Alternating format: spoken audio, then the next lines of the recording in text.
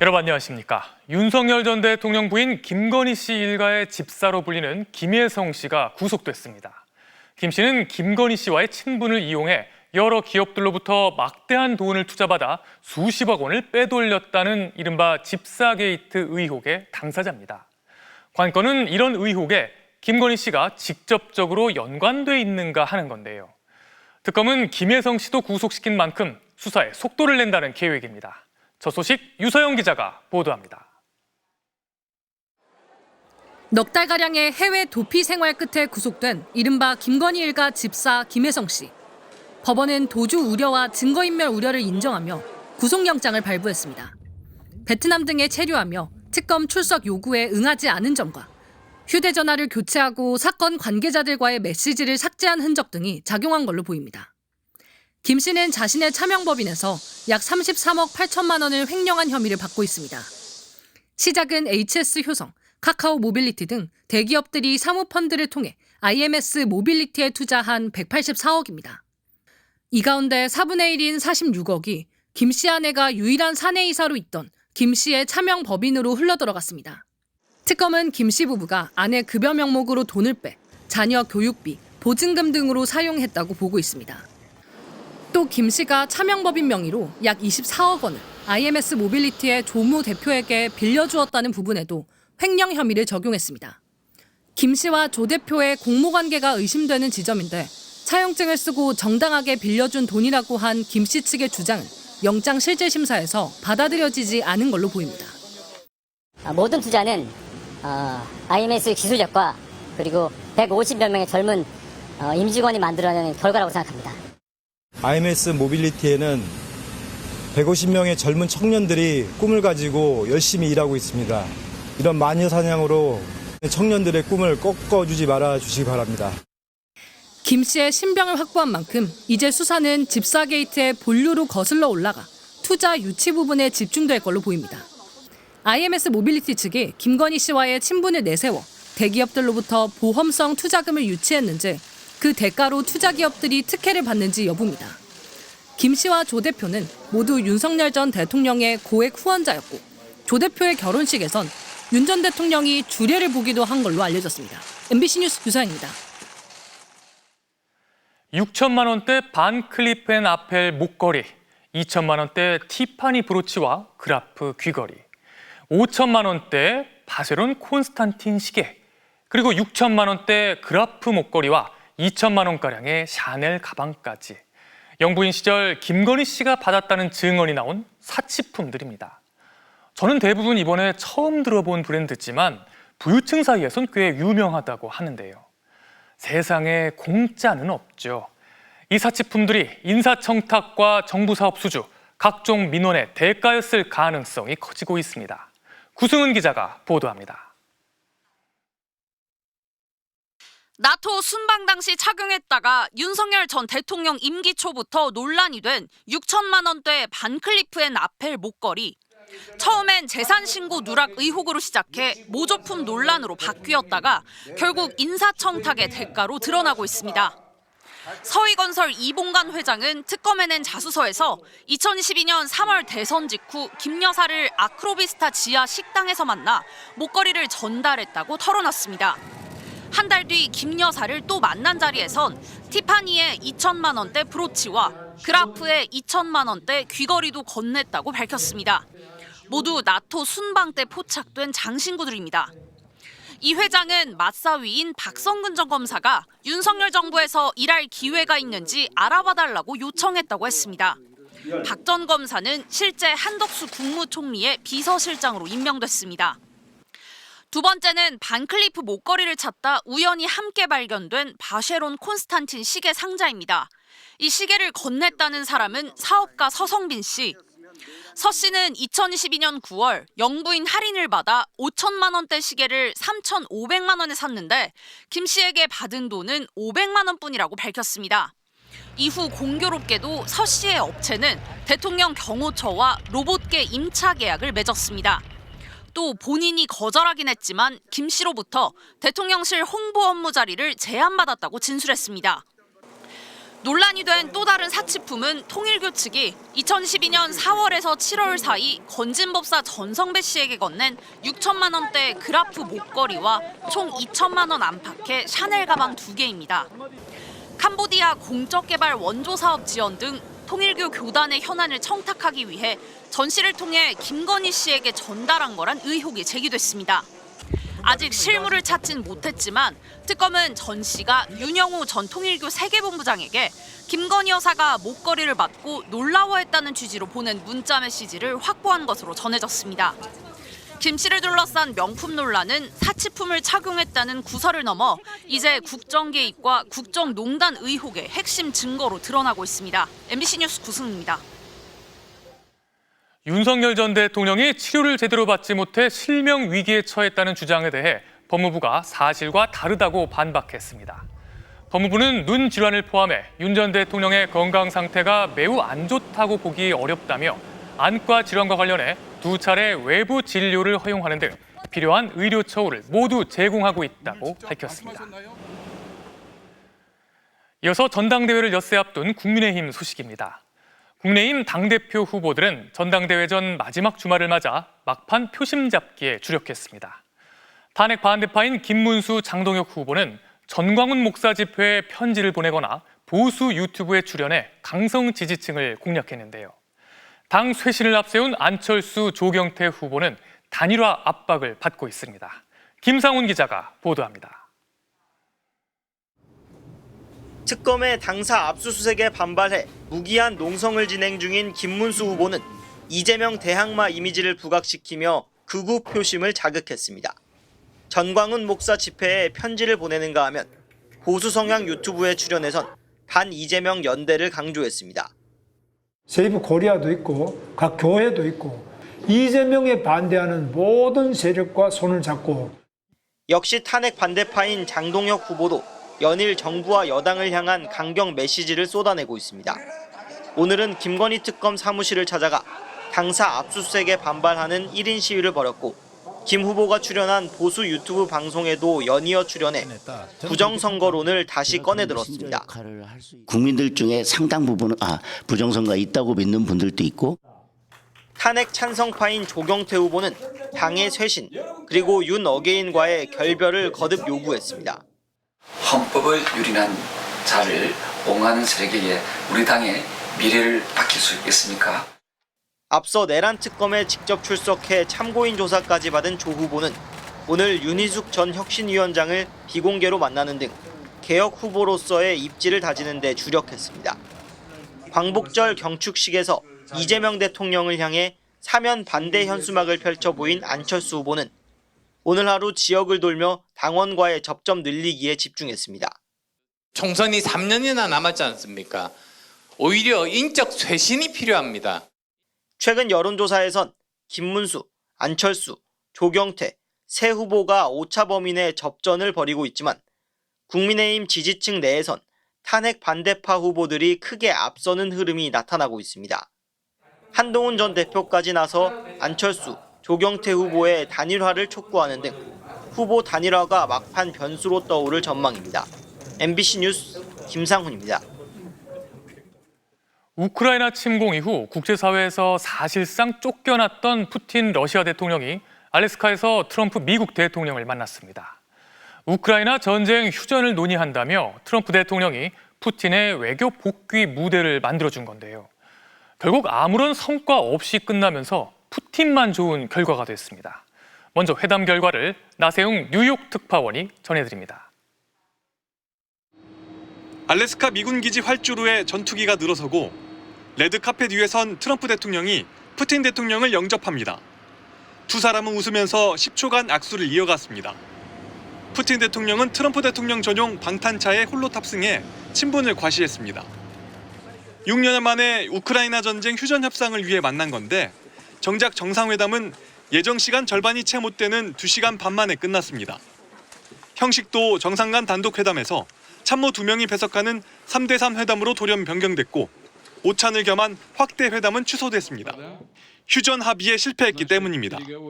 트럼프 대통령은 큰 진전을 이뤘다면서도 몇 가지 지점에서 합의하지 못했다고 말했습니다. So there's no deal until there's a deal. I of course call up President Zelensky and tell him about today's meeting. 트럼프 덕분에 정상 외교 무대에 복귀한 푸틴 대통령은 전쟁이 끝나려면 위기의 근본 원인이 해결돼야 한다고 말했습니다. 전쟁의 책임을 우크라이나에 돌리는 기존 입장을 반복하는 겁니다. Украинское урегулирование носило устойчивый и долгосрочный характер. Должны быть устранены все первопричины кризиса, о которых говорили неоднократно. 트럼프가 곧 다시 만날 것이라는 말로 기자회견을 마무리하려 하자 푸틴이 즉석에서 모스크바를 다음 장소로 제안하기도 했습니다. Next time in Moscow. Oh, that's an interesting one. No. 트럼프는 평소와 달리 기자 질문을 받지 않았습니다. 대신 폭스뉴스와 인터뷰를 하며 푸틴과의 정상회담을 10점 만점에 10점으로 평가했습니다. 뉴욕에서 MBC 뉴스 나세웅입니다.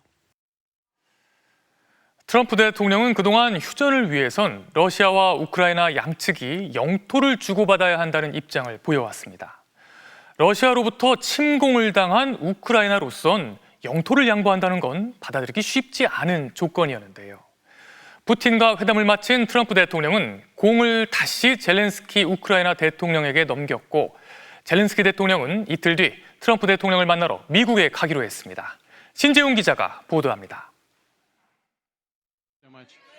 트럼프 대통령은 회담 직후 인터뷰에서 남은 합의는 우크라이나가 동의해야 한다고 말했습니다. 합의 불발 시 2차 관세 등을 예고했지만 지금은 그걸 생각할 필요가 없다며 유보적인 입장도 내비쳤습니다. 젤렌스키 대통령에게 협상의 공을 넘긴 겁니다. There's, one or two pretty significant items, but I think they can be reached. Now it's really up to President Zelensky to get it done. 트럼프 대통령은 돌아오는 전용기에서 젤렌스키 대통령을 비롯해 영국, 프랑스 등 유럽 정상들과 통화했습니다. 1시간은 단둘이 대화했고 이후 다자 통화로 30분 더 회담 결과를 논의한 것으로 전해졌습니다. 젤렌스키 대통령은 통화 직후 SNS에 오는 18일 워싱턴에서 트럼프 대통령과 만나 전쟁 종식을 위한 세부 사항을 논의한다고 밝혔습니다. 초대에 감사하다. 트럼프 대통령의 우크라이나, 미국, 러시아 간 정상회담 제안을 지지한다고도 적었습니다. В день перемовин вони теж вбивають. Потрібне чесне закінчення війни. 노딜이란 실망스러운 결과에도 미국을 방문해 3자 회담을 성사시키겠다는 의지를 피력했습니다. 유럽 각국도 우크라이나 안보 보장을 강조하고 3자 회담 개최를 다시 한번 촉구했습니다. 하지만 이번 회담으로 전 세계적인 고립에서 벗어나며 외교적 실익을 더 챙겼다는 평가를 받고 있는 푸틴 측은 3자 회담 논의는 없었다고 선을 그었습니다. MBC 뉴스 신재용입니다. 계속해서 다음 소식 전해드리겠습니다. 오늘 새벽 여수 앞바다에서 정박 중이던 배 두 척에서 불이 나면서 한 명이 숨지고 두 명이 다쳤습니다. 배 안에는 2,500톤에 달하는 화학물질이 실려 있어서 불을 끄는 데만 6시간이 넘게 걸렸습니다. 유민호 기자가 취재했습니다. 밤바다 위 정박 중인 선박에서 시뻘건 불길이 치솟습니다. 배 전체가 불에 휩싸였는데 멀리서도 선박의 형태가 확연히 보입니다. 해경이 물줄기를 쏘아대는 또 다른 배에선 하얀 연기가 끊임없이 피어오릅니다. 처음엔 폭죽 소리인가 하고 했는데 생각보다 크게 뻥소리가 나서 바닷가 위에 떠있던 배들이 화재가 오늘 새벽 1시쯤 전남 여수시 신북항 정박지에서 2,600톤급 석유 제품 운반선과 24톤급 화물 용달선에서 잇따라 불이 났습니다. 용달선에선 50대 선장이 의식을 잃은 상태로 발견됐지만 결국 숨졌고 두 배에서 승선원 15명이 구조됐습니다. 다만 운반선에 타고 있던 미얀마 국적의 선원 2명은 화상을 입었고 이 가운데 1명은 중상입니다. 해경은 함정 15척 등을 투입해 밤샘 진화 작업을 벌였지만 석유 제품 운반선에 유해화학 물질 약 2,500톤과 연료유 100톤 등이 실려 있어 불은 6시간 40분 만에 진화됐습니다. 석유 제품 운반선 화재라 구조와 진화에 어려움이 있었지만 민간 합동으로 대응하여 해경은 화재 발생 당시 두 배가 가까이 붙어 있었다는 선원 진술 등을 토대로 정확한 화재 원인과 피해 규모 등을 조사하고 있습니다. MBC 뉴스 유민호입니다. 경기도 용인의 한 중학교 공사 현장에서는 흙더미가 무너져 내리면서 50대 노동자 한 명이 목숨을 잃었습니다. 최근 강한 비가 계속되면서 지반이 약해져서 쌓여있던 흙더미가 함께 무너져 내린 것으로 추정이 되는데요. 경찰과 노동부가 정확한 사고 조사에 나섰습니다. 차우영 기자가 전하겠습니다. 용인의 한 중학교 안 공사 현장.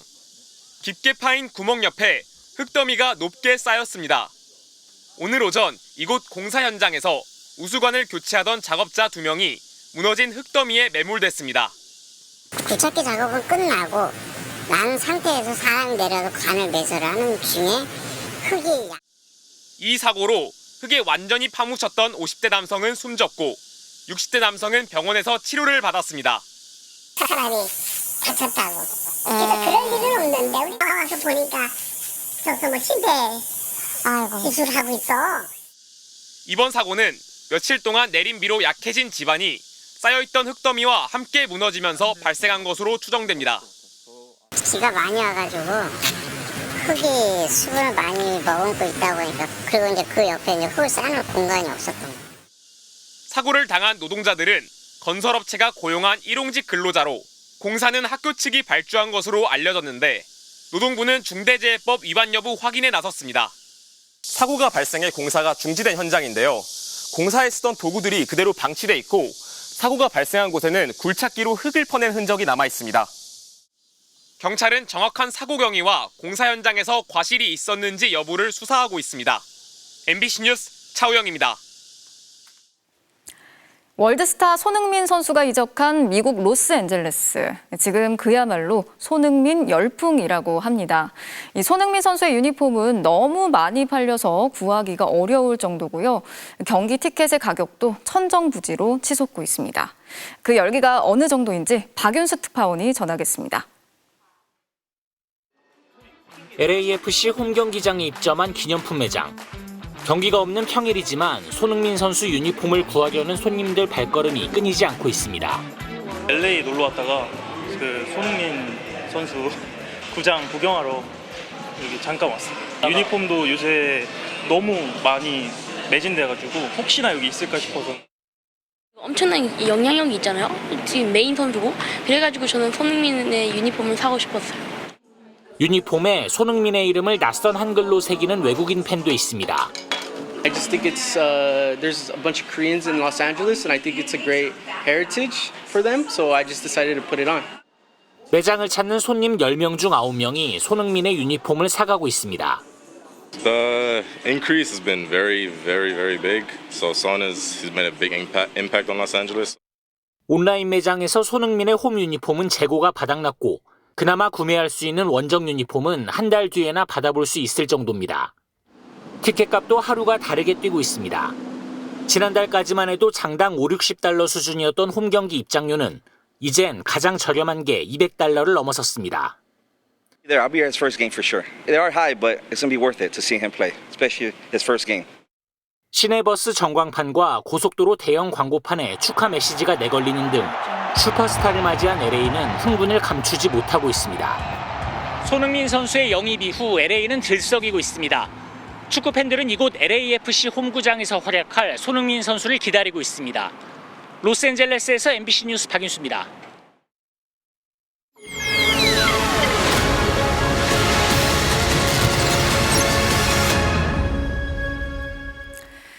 지금 중국 베이징에서는 세계 최초의 로봇 올림픽 대회가 열리고 있습니다. 100m 달리기 같은 육상 경기부터 축구 경기 같은 단체 시합도 펼쳐지고 있는데요. 로봇들의 움직임이 아직까지는 조금 어설프긴 하지만 더 진화된 모습을 보여주고 있습니다. 베이징에서 이필희 특파원이 다녀왔습니다. 로봇 올림픽 대회의 5대5 축구 경기. 심판의 호루라기 소리와 함께 로봇들이 일제히 움직입니다. 공을 발로 찬다기보다는 움직이는 발에 공이 걸리는 수준. 공만 쫓다 보니 같은 편 로봇끼리 몰려다니는가 하면 로봇 하나가 넘어지자 주변 로봇이 모두 걸려 넘어지기도 합니다. 축구 경기에 참가한 로봇들은 다소 우스꽝스러운 모습을 보였지만 이 로봇들을 가볍게 볼 수 없는 건 이들이 스스로 생각하며 움직이고 있기 때문입니다. 사람은 골대에 갇히거나 쓰러진 로봇을 끌어내는 정도로만 개입할 뿐 별도의 명령을 내리지 않습니다. 인공지능을 탑재한 로봇들이 스스로 판단해 움직이는 겁니다. 他是自己看到球自己去追，然后判断从球和球门的方向，自己决定往哪踢。 100m 장애물 경기. 장애물에 대한 판단과 이후의 동작 역시 로봇이 스스로 결정합니다. 双脚同时向内倾斜15度，并且需要脚踝跟膝盖同时发力来维持它这个机器人的一个稳定。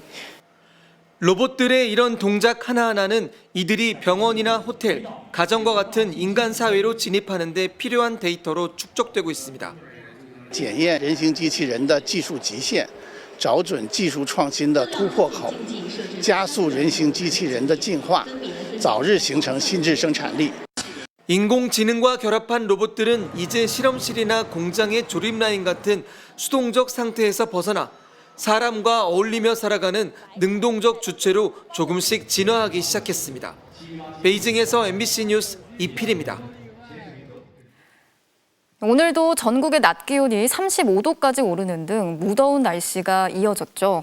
육지뿐 아니라 바다에서도 폭염이 계속되고 있습니다. 특히 양식장에 있는 물고기들의 집단 폐사를 막기 위해서 아예 바다로 풀어주는 곳도 늘고 있다고 합니다. 김상원 기자가 현장 취재했습니다. 흔히 우럭으로 불리는 주피볼락 사체가 수면 위로 떠올랐습니다. 고수온 현상이 서해 먼바다 흑산도까지 덮친 겁니다. 이곳에서만 100만 마리 이상이 올여름 무더위에 폐사한 것으로 추정됩니다. 죽으면서 까랑지면서 오염이 되다 보니까는 가면 갈수록 폐사율이 상당히 높다고 봐야 돼. 지난해 역대급 고수온에 어류 2,460만 마리가 폐사한 기흥남. 올해도 사정은 다르지 않습니다. 볼락 치어가 거의 한 30만 미가 죽어버린 실정이고요. 그리고 올 겨울에 저수온으로 인해 가지고 능성어, 거의 출하를 앞둔 3년 키운 능성어를 다 죽여버렸습니다. 결국 물고기 방류라는 고육지책을 내놨습니다. 해상 가두리 양식장 그물을 개방해 폐사 직전인 조피볼락과 쥐치, 숭어와 넙치 등 치어 158만 마리를 바다로 돌려보낸 겁니다. 수산자원 증강뿐만 아니고 폐사에 따른 어떤 폐사체 처리 비용까지 절감할 수 있고. 전남 쪽 해안에는 이미 보름 전부터 긴급 방류를 시작한 곳도 있습니다. 폐사가 발생하는 28도 가까이 온도가 오르자 한 어장에선 키우던 21만 마리 가운데 8만 마리를 방류하기도 했습니다. 올해는 그 고수온기가 빨리 와서 이제 우럭이 제일 고수온기에 많이 폐사가 납니다. 해양수산부는 고수온 시기에 방류를 통해서 물속 산소 용존량을 확보해 집단 폐사를 막을 수 있다며 긴급 방류에 어민들이 동참해 줄 것을 당부했습니다. MBC 뉴스 김상원입니다.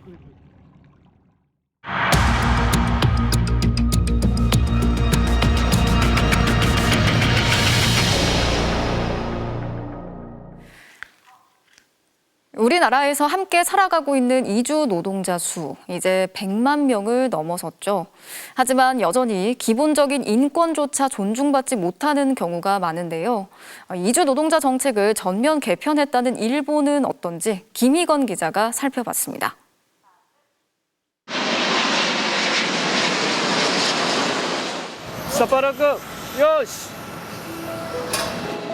일본의 대형 항공사 직원 카소곡 씨. 처음에는 높은 급여만을 보고 일본에 왔지만 지금은 그 이상의 자부심을 느끼고 있다고 합니다. There in the rooftop, we see you working hard. So here in airport is you work to make safety for.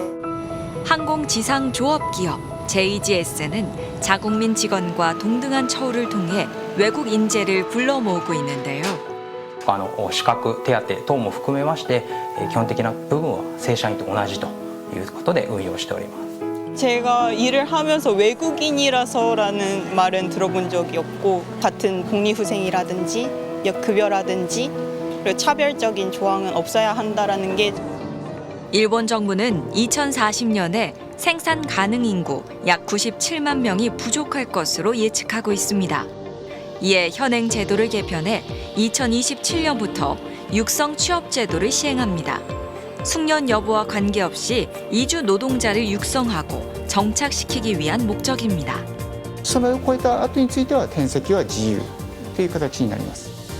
뭐 영주권을 준비할 수도 있는 거고 뭐 승진의 기회라든지 이 사람도 관리직을 시켜도 되지 않을까라는 파악은 회사에선 잘 해주고 있는 것 같아요. 우리나라 기업 중에서도 작년에 현대중공업이 이주 노동자를 관리직으로 발탁했는데요. 열심히 일하면 우리도 반영될 수 있다는 의만과 자신감이 생깁니다. 세계 여러 나라와 기업은 이주 노동자들과 상생할 수 있는 환경을 만들기 위해 노력하고 있는데요. 이스라엘, EU, 대만, 일본 쟁탈전이 일어나고 있습니다. 국가가 고도화되면 이런 인력난은 모든 국가에서 다 일어나는 현상이고요. そういった都合よくハイスキル人材を受け入れるっていうのを町の姿勢だけではなくて育成をして産業を支える人材を育成していくそういったことを重視している制度となります。 LAFC의 손흥민 선수는 내일 뉴 잉글랜드 원정에서 데뷔골과 첫 승리, 2마리 토끼 사냥에 나섰는데요. 상대팀 감독도 경계 대상 1호로 꼽았습니다. 입단 일주일 만에 팀 훈련에 완전히 녹아든 모습으로 기대감을 더 키우고 있는 손흥민. 비행기를 이용해 뉴 잉글랜드 원정 경기가 열리는 보스턴으로 이동했는데요. 지난 데뷔전에서 30분만 뛰고도 존재감을 확실히 보여준 만큼 이번엔 선발 출격이 유력한 가운데 약체로 평가받는 뉴 잉글랜드를 상대로 데뷔골을 터뜨릴 수 있을지도 관심입니다. He's a tremendous player, and I know it's very hard to stop a player like that. Let him get going and rush in and give him a bunch of time and space. They'll rip you apart. 한편 토트넘 구단은 지난 3일 손흥민의 고별전 당시 라커룸 영상을 공개했는데요. Last game for Sonny, okay? Let's make him proud. Give him a nice send-off, okay? Come on, boys. Come on, boys. 감독의 배려와 동료들의 우정이 고별전을 더 특별하게 만들었네요. 프로야구 LG 신민재 선수의 환상적인 도루입니다. 절묘하게 태그를 피하는 슬라이딩이 말 그대로 묘기였네요. 토요일 밤 스포츠 뉴스였습니다.